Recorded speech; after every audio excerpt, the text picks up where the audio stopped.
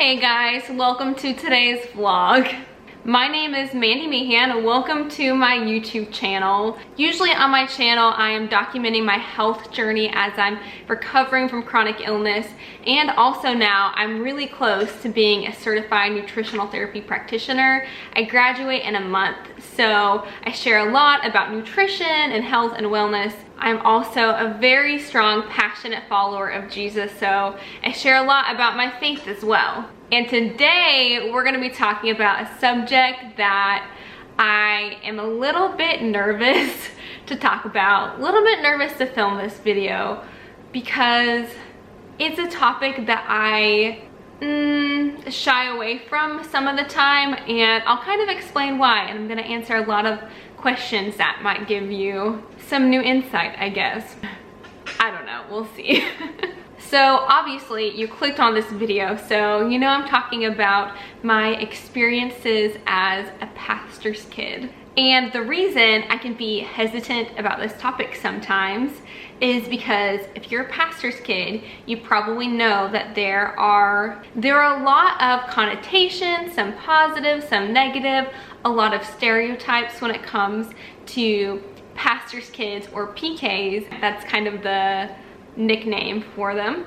And when you grow up being known as the pastor's kid, it can be a topic that other people are bringing up a lot. And I think a little bit because of the negative stereotype, but really more than anything just because I think every person, they want to be known as an individual and not just known as this person's daughter or this person's son. It's something that a lot of us try not to lead with. And at least I can say that for me, I generally have tried to not be the person to bring it up because I'd rather have the opportunity for someone to get to know me for me first without the possibility of this label skewing their perception. And I don't know, that might sound weird to some people, but I'll tell some stories and answer your questions about what it was like being a pastor's kid. And I don't know, maybe that will help you understand. So I know a good chunk of you probably know that I'm a pastor's kid. I know a lot of you watching, you are part of my church, Life.church.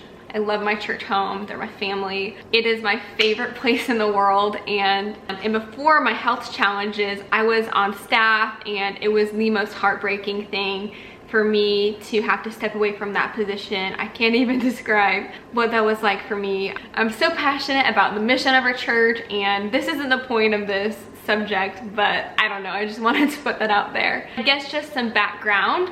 My dad is the senior pastor of our church. It got started when I was just a few months old, so it's all I've ever known my entire life.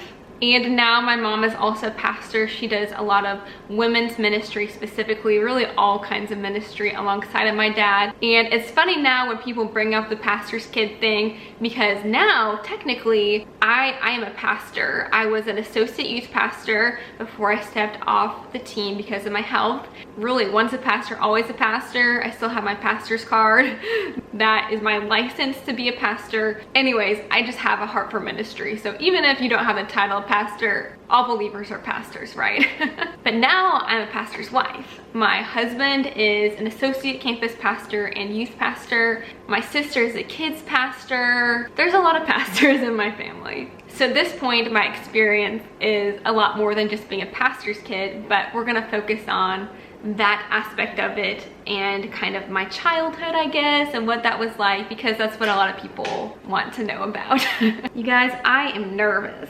Okay, so you guys asked a lot of really good questions, but just in my day-to-day life, I think it's interesting. Some people are quick to ask, what is it like having your dad as the pastor? Does he preach to you at the dinner table? Those questions to me are always funny. And there's other people who I think are really hesitant to ask just because I think they're trying to respect privacy. And I just want to say, I really do appreciate really thoughtful questions about my life. I think everyone appreciates when people ask about someone's life, but it gives me a chance to share my perspective, and I'm always glad to get to do that. Okay, let me just jump into some questions. Really quick side note, I got the questions for these from all of you on Instagram, so if you want to ask a question for a Q&A in the future, that is the place to be. Have you ever felt the pressure to be perfect, like everyone is paying attention to your choices? Good question. Yeah, I think so. I think regardless, I am a perfectionist, and there are definitely plenty of points in my life where I can care too much about what people think. And I think I recognize the weight of my actions, and I know that what I do and what I say matters, because whether or not it represents our church, I am representing Christ. So I think a lot of pastors' kids can feel that. I think I would probably feel that even if I were not a pastor's kid. But yeah, it can sometimes feel like all eyes are on you. You never know, you might do something crazy and it'll end up as an illustration in the message. It happens. At the same time, I'm sure this will apply to a lot of the different questions that you're asking, but even though for a lot of pastors' kids, it can kind of feel like you're in a fishbowl where all eyes are on you, I don't know really why for me. A lot of times I think I was just really oblivious to that. I don't know. Whenever I go to serve at church online, or whenever I go to our youth ministry on Wednesday nights, or I go to church on the weekends, I'm not thinking about being a pastor's kid in that moment. I don't think a lot how potentially people might recognize me or be watching me. It sounds creepy, but I just don't really think a lot about that a lot of time. And that's just me. I know all my siblings have all kinds of different thoughts. Have you ever heard people gossip about you when they thought you weren't there? I don't know if I heard them, but I have heard about things people have said, or I heard them say it right in front of me. A few different examples. I remember the 5th grade, there was a girl who told me that she was convinced that I was really stuck up, me and my sister, until she got to know me, and she realized it was just because we were the pastor's kids. I don't know. And I remember as a 5th grader, I was like, oh cool, well I guess you don't think that anymore. But that's kind of tough that you would just assume that about me. At one point when I was on staff, there was someone else who was wanting my role on the team, and they interviewed or applied and didn't get past a certain part of the process. And I talked to her, and apparently when I left the room, she made some comment about, well, of course, Mandy got on staff. It's just not even fair. I should have gotten it, and she doesn't really deserve it, or something like that. And that, I can go off a whole tangent on that.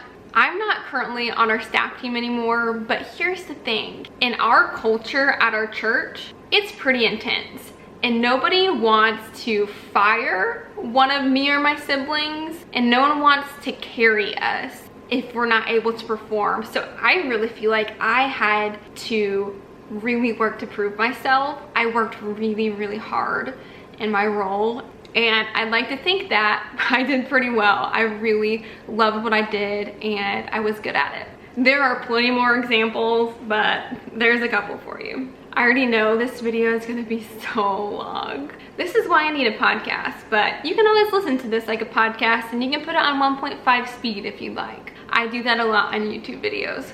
Okay, somebody asked, what kind of stuff did you learn? Did you have Bible studies every day? So me and my siblings, we were all homeschooled by my mom. I made a video with her and talked a lot about that if you're interested. And we did do Bible studies, Bible reading every day, Bible memorization. And here's the thing, again, even if my parents weren't pastors, we would still be doing Bible studies, or we did family devos when I was really young. That was really fun, actually. I have a lot of really fond memories of that. But my dad was not preaching to us at the dinner table. That has been assumed multiple times. I don't think he ever preached at us. Okay, this is a fun question because this is so real. Do you get annoyed when people ask you to ask your dad questions or assume that you know everything? It is hilarious sometimes the type of questions that I can get asked or I've been asked before. Okay, just a reminder, my dad is the senior pastor of our church. If you're not familiar, our church actually has multiple locations. So he leads very big picture things. He is not involved in the minute at all. He's not even involved in the hiring process at all, only with his assistant, the person that works closest with him. And there have been so many times where I'll get asked, hey, can you tell your dad that this building is way too cold? We need to make it warmer. Or you need to tell your dad that we need to make hump day shirts for Wednesday night ministries. I really think you need to tell your dad that we need to start doing this song. I just tell them, hey, your worship pastor's right over there. Why don't you go talk to them? And of course, some people ask me if they can talk to him, and that's always kind of hard because he's incredibly busy. So there's definitely been lots of things. And assuming that I know everything, this is something I think a lot of kids experience. Whenever you're in your kids ministry, whatever that looks like, and your small group leaders asking questions, it's really common for your small group leader to always assume that you know the answers, because why wouldn't you have the whole Bible memorized? I mean, it's only 66 books long. I remember again in the 5th grade, we were doing this Bible trivia game, and I don't know if it was like a true or false question, and it was like, does the Bible say this? And one of my friends kind of made a comment about how they're like, oh, it's the Beatitudes from Matthew 5. And so when we go forward to, like, as a team share our answers, I go, yeah, it's Matthew 5. And the other team, they look at me and they go, well, of course you knew that. Your dad's the pastor. Again, that was another one of those moments where I just thought, oh my lands, everyone's making all these assumptions about me, and I didn't even know that was from the Beatitudes until my friend said that. 5th grade was when a lot of things were kind of coming together for me. Do you feel like you had unrealistic expectations being a pastor's kid? I think some people have really high expectations for you. I think some people have really low expectations for pastor's kids. They expect them to be a rebel, they expect them to fail, they expect that this isn't really their faith, they're just kind of going along for the ride. There are lots of different interesting expectations. I think I had unrealistic expectations for myself, and I still do a lot of times, so that is the answer to that. Okay, this question's really interesting to me. This one's actually from one of my good friends. I don't know, I just thought it was kind of a little bit surprising and interesting that she asked this, and she said, is it hard to relate to people since your childhood and life experiences are so different and unique? So it's funny because I don't feel like my childhood was different, because it was my childhood. I don't have a lot of other experience to compare it to. I've got to have some really cool opportunities that a lot of people haven't had or wouldn't normally have. You know, like traveling with my dad to conferences and things like that, but that's a very, very small percentage of my life.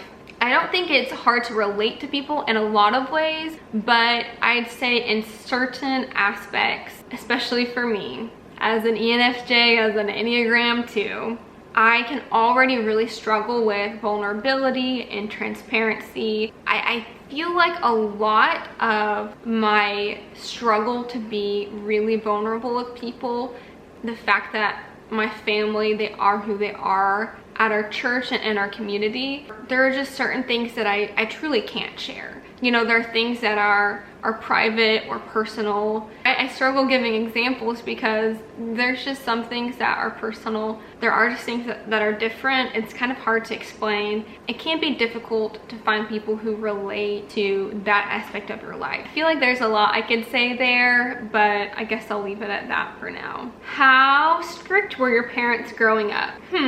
There was a healthy level of boundaries. I don't feel like my parents were overly strict. I think I was pretty bubbled for a while and then slowly transitioned out of the bubble. I think a lot of that just had to do with being homeschooled and being in a really tight-knit homeschooled community, to be honest. I think my parents were a lot stricter than probably other parents are in certain areas, but I was really on board with most of it, to be honest.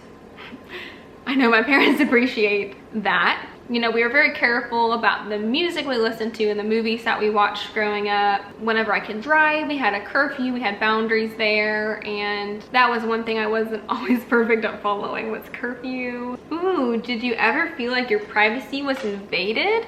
I don't really think so. I think for a really long time, I just was an incredibly private person. This is me getting really vulnerable now. I was really hesitant to even invite people over to my house if they hadn't known my family for a really long time, because a huge part that is tough about being a pastor's kid, but not just that, your parents having a platform, is you're never quite sure when you first meet somebody if they're wanting to be your friend for the right reasons. And so I don't feel like my privacy was invaded. I feel like I just became a very, very closed off private person. I didn't even share a lot with some of my best friends. And I talked about this before, but it really is crazy how much personal information I've shared on the internet and on YouTube that really had to be a strong prompting, I think, from the Holy Spirit. Still can't believe it sometimes. Sometimes I forget that you guys are even watching. I feel like I'm just kind of talking to my diary. Did you get bullied? Not really, other than the certain situations where people told me they thought I was stuck up, or they're like, oh, well, you're just saying that because you're a pastor's kid. Not a lot more than that, which is a huge blessing. Okay, so there's some questions on if there's a lot of spiritual pressure, what it was like to make my faith my own. Then there are a lot of parents asking for advice for how to let your child make their faith their own, and hopefully me sharing my perspective on this will help. And I think every single child is different. I committed my life to Christ at a very early age, actually so early that I don't actually even remember making the decision. I know. And then soon after, I remember telling my mom, are you sure that I prayed the prayer? Are you sure I committed my life to Christ? I want to make sure that I did it. I remember praying the salvation prayer along with this VHS, this movie that we had, because I just wanted to make sure. I don't know if I'm the best person to ask this, because I just always have been a spiritual person, and I always remember loving Jesus. And I see a lot of my friends and my siblings that kind of grow up believing in God, but they really don't have a real relationship with him, and maybe that comes later in their life. Maybe a few things I could say my family did is they loved and led my family very well. Just, they were great examples. They didn't force us to do anything. They just led by example, and I just saw things that they did and wanted to be like them in a lot of ways. I think that they made the church a really fun place to be. They gave us a lot of opportunities to have personal, kind of independent connections with God, kind of without your parents there. There were so many different things that shaped me growing up, but I think those are some of the really big things. I think this is pretty obvious, but you really just can't force it. You have to just strive to create an environment in your home where your kids feel open to ask questions and to really figure out why they believe what they believe. And I think that's one thing that I really appreciate, is that I was taught to question everything, and I wasn't taught to just take things at face value. And I think earlier than maybe a lot of people, I knew why I believe that Jesus is our savior, and following him just makes life so much better. Okay, some people are asking my favorite part of being a pastor's kid. This girl says, I've been a PK since I was born, and I personally love being one. This is a good question. We're focusing on the positive. A lot of people love to focus on the PK struggles. Oh man, I don't know. I just really love our church, and I think I really enjoy being able to see the behind the scenes. It's a huge blessing that I've been able to be exposed to a lot of really high level leadership. I think I have a different perspective of people who have high level of influence. I really see them as people, as we should, and because of that I'm not very easily starstruck. I don't know, I'm very grateful for so much. Okay, I'm seeing lots of questions that I kind of covered before, so sorry if I didn't specifically answer your question. Okay, kind of back to the strictness. Someone asked about trying to date. I feel like my mom in particular really, from early on, just kind of helped us understand dating in high school rarely leads to much, and a lot of times can be really silly. Anyways, I definitely had my parents' influence in some ways, and a lot of my friends actually felt the same way, but I just knew that I didn't want to date in high school, and I was good with that. It wasn't like that's the rule, you have to wait until you're graduated or until you're 18. You know, there are a couple situations in high school with dudes kind of acting interested, but I don't know, I think the first time a dude like officially asked me out was actually the night that I graduated, and I told him no. Felt bad. But I actually graduated at 17, and then I kind of started dating my first boyfriend when I was 17, almost 18. So my parents were involved in that process. The dude at that time had an intense interview with my dad, and then we took it slow for a while. I know I'm kind of weird, but I just didn't have any interest in dating back then. Was it weird when people knew you, but you didn't know them? Somewhat, yeah. It's interesting now, a lot of times when people know me first, they actually will bring up like my YouTube or my social media before they bring up being a pastor's kid, which is cool for me. But even in those situations, it's always kind of weird when you realize, wow, you know things about me. You've heard stories about me. You might feel like you know me. It feels kind of weird. It can be kind of cool. It can be creepy. It can be all kinds of things. Sorry, I had to change out my memory card really quick. I just really love people, and I'm grateful for the opportunity to connect with anybody. I don't know, it's really not weird when people introduce themselves. If anyone has a weird perception, like say they just think I'm this perfect human, they will quickly find out I'm not through a conversation. Of course, it's always nice for people to see the real you. Were you punished more severely because you represented the church? No, I don't think so. My camera died, so I charged it for a few minutes, so we'll see if I can finish up the video with this much battery. The very last question that someone asked is, what do you wish that people knew about being a pastor's kid, or what should they do to make pastor's kids' life easier? And I would just say probably a lot of things. The big one that comes to mind is don't assume.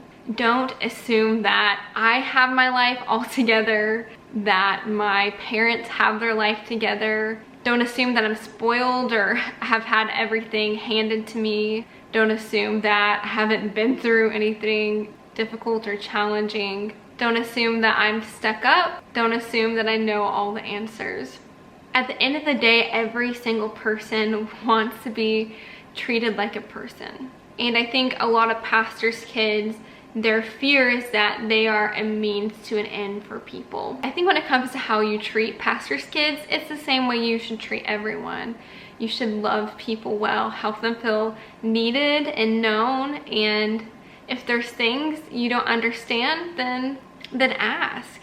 Like I said in the very beginning, I think so many people, they would really appreciate just being asked, especially when they're really thoughtful questions. So my final statement, I just want to say that I'm so thankful for my family, for my parents, for how I was raised, and the church that I get to be a part of. Whether or not my family started this church, I believe in the mission so much.